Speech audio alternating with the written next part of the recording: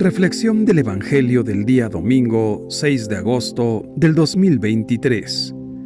18º domingo del tiempo ordinario. Fiesta de la Transfiguración del Señor.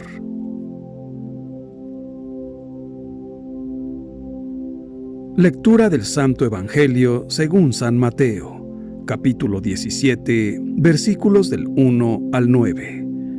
Este es mi Hijo muy amado, en quien tengo puestas mis complacencias. Escúchenlo, dice nuestro Padre. La transfiguración se refiere al cambio de apariencia del Señor, de la forma mortal del cuerpo con el cual sufriría y moriría, a una forma glorificada con la cual resucitaría de entre los muertos.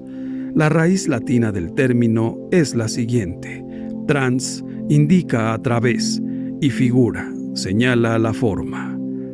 En este domingo, la liturgia celebra la fiesta de la Transfiguración del Señor. La página evangélica de hoy cuenta que los apóstoles Pedro, Santiago y Juan fueron testigos de este suceso extraordinario. Jesús les tomó consigo y los lleva aparte, a un monte alto, y, mientras rezaba, su rostro cambió de aspecto, brillando como el sol, y sus ropas se convirtieron en cándidas como luz. Aparecieron entonces Moisés y Elías, y empezaron a hablar con él. En ese momento, Pedro dijo a Jesús: Señor, bueno es que estemos aquí. Si quieres, haré aquí 3 tiendas, una para ti, otra para Moisés y otra para Elías. Todavía estaba hablando cuando una nube luminosa los cubrió. El evento de la transfiguración del Señor nos ofrece un mensaje de esperanza, porque así seremos nosotros con Él, y nos invita a encontrar a Jesús, para estar al servicio de los hermanos. La ascensión de los discípulos al monte Tabor nos induce a reflexionar sobre la importancia de separarse de las cosas mundanas, para cumplir un camino hacia lo alto y contemplar a Jesús. Se trata de ponernos a la escucha atenta y orante de Cristo, el Hijo amado del Padre, buscando momentos de oración que permiten la acogida dócil y alegre de la palabra de Dios. En esta ascensión espiritual, en esta separación de las cosas mundanas, estamos llamados a redescubrir el silencio pacificador y regenerador de la meditación del Evangelio, de la lectura de la Biblia, que conduce hacia una meta rica de belleza, de esplendor y de alegría. Y cuando nosotros nos ponemos así, con la Biblia en la mano, en silencio, comenzamos a escuchar esta belleza interior, esta alegría que genera la palabra de Dios en nosotros. Al finalizar la experiencia maravillosa de la transfiguración, los discípulos bajaron del monte con los ojos y corazón transfigurados por el encuentro con el Señor. Es el recorrido que podemos hacer también nosotros. El redescubrimiento cada vez más vivo de Jesús no es fin en sí mismo, pero nos lleva a bajar del monte, cargados con la fuerza del Espíritu Divino, para decidir nuevos pasos de conversión y para testimoniar constantemente la caridad como ley de vida cotidiana. Transformados por la presencia de Cristo y del ardor de su palabra, seremos signo concreto del amor vivificante de Dios para todos nuestros hermanos, especialmente para quien sufre, para los que se encuentran en soledad y abandono, para los enfermos y para la multitud de hombres y de mujeres que, en distintas partes del mundo, son humillados por la injusticia, la prepotencia y la violencia. En la transfiguración se oye la voz del Padre Celeste que dice: Este es mi Hijo muy amado, en quien tengo puestas mis complacencias. Escúchenlo. Este pasaje, del cual se pueden sacar muchas conclusiones, nos muestra que si bien es cierto que toda nuestra vida está fundada en el encuentro profundo y personal con Jesús, producto de nuestra oración, no debemos olvidar que nos espera un mundo en el que hay que establecer el reino. Los apóstoles, ante la visión gloriosa de Jesús, desearían pasar toda la vida con Él. Ya se les habían olvidado incluso sus amigos y compañeros a los que habían dejado al pie del monte. La vida debe de balancearse entre la oración y la actividad. De la oración sacaremos la fuerza y la sabiduría para poder enfrentar al mundo y construirlo. del trabajo en el mundo, regresaremos a la oración con los ojos pesados de sueño, pero con el corazón ardiendo de espera del encuentro con el Señor. Cuando estemos gozando de la intimidad de Dios, sea en nuestra oración cotidiana, después de la comunión o en un retiro, tengamos siempre presente que este regalo nos lo ha concedido Jesús, como lo hizo con sus apóstoles, para fortalecer nuestra fe y para enviarnos a compartir lo que en la oración hemos vivido y experimentado. Jesús, para sus apóstoles, es el maestro y el guía de sus vidas, pero es fácil comprender que con el transcurrir del tiempo y las largas horas en su compañía, perdieran de vista que Jesús era también el Mesías. En el capítulo 16 de este mismo Evangelio de San Mateo, podemos leer cómo Pedro realiza su confesión de fe y manifiesta por primera vez que Cristo es el Mesías, el enviado por Dios para redimir al mundo.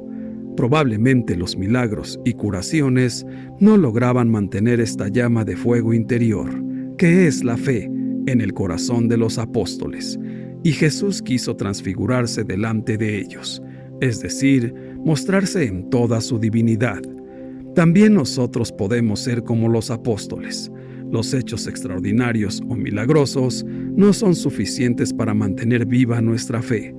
En ocasiones pueden ayudarnos, pero la realidad es que a Cristo, a Dios, se le conoce en el diálogo, es decir, en la oración. Pidamos a Dios que realice en nosotros una transfiguración interior, que nos permita contemplar su divinidad con el fin de conocerle y amarle cada día con más intensidad. Una continua invitación de Jesús a sus discípulos es la de ser luz de las naciones, la de guiar a nuestros hermanos, y dice: ustedes son la luz del mundo. Es claro el mensaje del Señor. Tenemos que ser luz en todo el sentido de la palabra. Por ello, al presentarse transfigurado, Jesús muestra la fuerza del testimonio quien irradia esa luz. Es la luz verdadera que no se enciende para esconderla, sino para ponerla en lo alto e iluminar a los demás. Es por ello que también lo hace en un monte.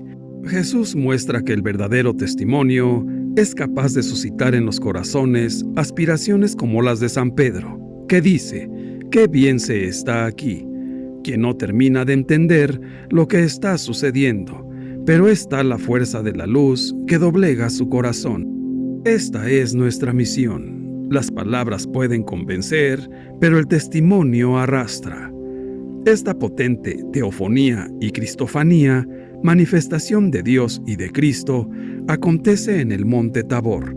Eso tiene importancia porque en la Biblia la montaña es el lugar de la revelación de Dios.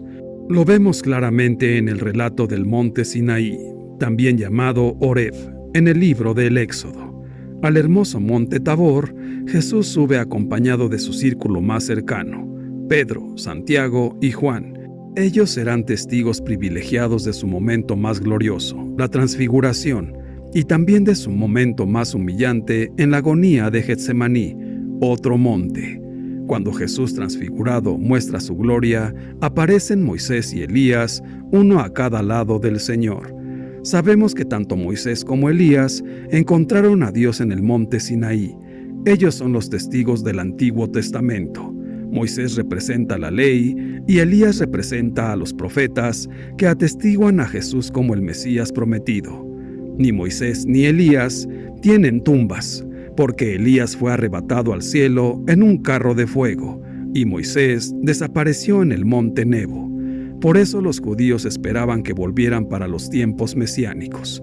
Y aquí están atestiguando a Jesús como el que cumple las promesas de la ley y las profecías. Por eso luego desaparecen, dejando solo a Jesús. La ley se dio por medio de Moisés. La gracia y la verdad vinieron por medio de Jesucristo. El Señor puso de manifiesto su gloria ante los testigos que había elegido, e hizo resplandecer de tal manera aquel cuerpo suyo, semejante al de todos los hombres, que su rostro se volvió semejante a la claridad del sol, y sus vestiduras aparecieron blancas como la nieve. En aquella transfiguración se trataba, sobre todo, de alejar de los corazones de los discípulos el escándalo de la cruz, y evitar así que la humillación de la pasión voluntaria pudiera alterar la fe de aquellos a quienes se había revelado la excelencia de la dignidad escondida. Pero con no menor providencia se estaba fundamentando la esperanza de la Iglesia Santa, ya que el cuerpo de Cristo, en su totalidad, podría comprender cuál habría de ser su transformación, y sus miembros podrían contar con la promesa de su participación en aquel honor que brillaba de antemano en la cabeza. A propósito de lo cual, había dicho el mismo Señor al hablar de la majestad de su venida: entonces los justos brillarán como el sol en el reino de su Padre, cosa que el mismo apóstol Pablo corroboró, diciendo: sostengo que los sufrimientos de ahora no pesan lo que la gloria que un día se nos descubrirá. Y de nuevo habrán muerto, y su vida está con Cristo escondida en Dios. Cuando aparezca Cristo, vida nuestra, entonces también ustedes aparecerán, juntamente con Él, en gloria. Pero, en aquel milagro, hubo también otra lección para confirmación y completo conocimiento de los apóstoles, pues aparecieron en conversación con el Señor Moisés y Elías, es decir, la ley y los profetas, para que se cumpliera con toda verdad en presencia de aquellos 5 hombres lo que está escrito: toda palabra quede confirmada por boca de 2 o 3 testigos. Las páginas del Antiguo y Nuevo Testamento se apoyaban entre sí, y el esplendor de la actual gloria ponía de manifiesto a plena luz a aquel que los anteriores signos habían prometido bajo el velo de sus misterios. Porque, como dice San Juan, la ley se dio por medio de Moisés, la gracia y la verdad vinieron por medio de Jesucristo, en quien se cumplieron, a la vez, la promesa de las figuras proféticas y la razón de los preceptos legales, ya que, con su presencia, atestiguó la verdad de las profecías y, con su gracia, otorgó a los mandamientos la posibilidad de su cumplimiento. Que la predicación del Santo Evangelio sirva, por tanto, para la confirmación de la fe de todos, y que nadie se avergüence de la cruz de Cristo, gracias a la cual el mundo ha sido redimido. Que nadie tema sufrir por la justicia, ni desconfíe del cumplimiento de las promesas, porque por el trabajo se va al descanso, y por la muerte se pasa a la vida, pues el Señor echó sobre sí toda la debilidad de nuestra condición. Y, si nos mantenemos en su amor y en sus mandamientos, venceremos lo que Él venció y recibiremos lo que prometió. En efecto, ya se trate de cumplir los mandamientos o de tolerar las adversidades, nunca debe dejar de resonar en nuestros oídos la palabra pronunciada por el Padre: este es mi Hijo muy amado, en quien tengo puestas mis complacencias. Escúchenlo. Vamos, pues, obedezcamos a nuestro Dios. Cantemos a nuestro Rey. Él es el Rey de todo el universo.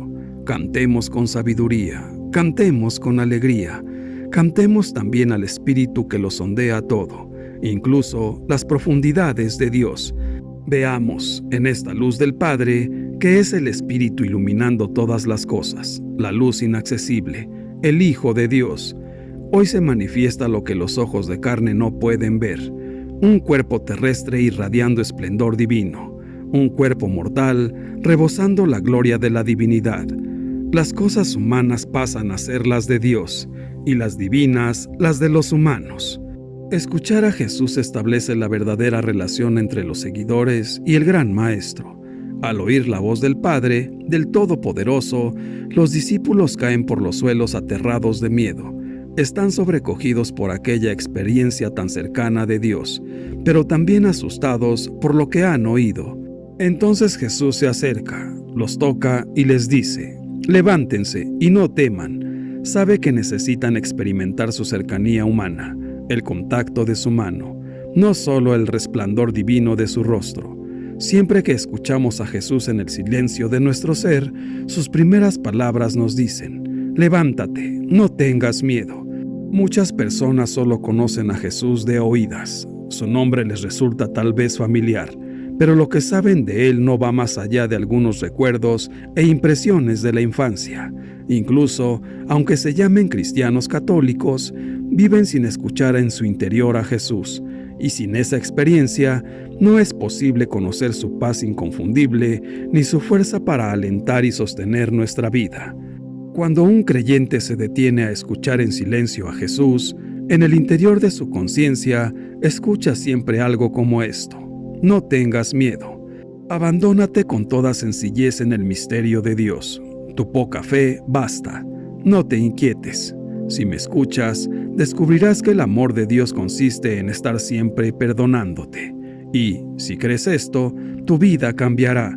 Conocerás la paz del corazón. En el libro del Apocalipsis se puede leer así: mira, estoy a la puerta y llamo. Si alguno oye mi voz y me abre la puerta, entraré en su casa. Jesús llama a nuestra puerta. Podemos abrirle la puerta o rechazarlo, pero no es lo mismo vivir con Jesús que sin Él.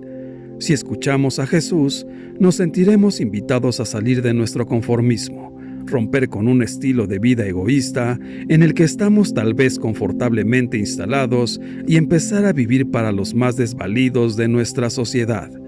Para el cristiano, creer en Dios es creer en aquel que Él ha enviado, su Hijo amado, en quien ha puesto todas sus complacencias, y nos ha dicho que le escuchemos. Sigamos y escuchemos, pues, a nuestro gran Maestro Jesús, para que podamos gozar con Él de la vida eterna. Padre nuestro, ayúdanos a que nuestras obras de buenos cristianos católicos sirvan como testimonio evangelizador, que nuestra vida sea verdadera luz para aquellos que se encuentran en tinieblas y en caminos oscuros que los llevan a la perdición. Gracias, Padre bueno.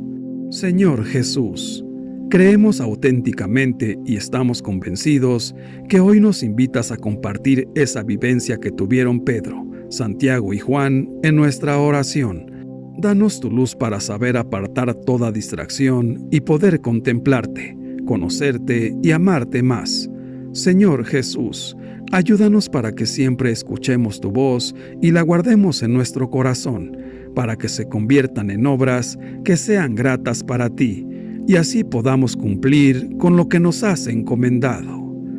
Santísima Virgen María, ayúdanos a entrar en sintonía con la palabra de Dios, para que se convierta en luz y guía de toda nuestra vida, y andemos siempre por el camino de bien, que es el que nos llevará hacia nuestro Padre misericordioso. Dios te salve María. Gloria al Padre, y al Hijo, y al Espíritu Santo, por los siglos de los siglos. Amén. Que Dios nos bendiga a todos. Amén.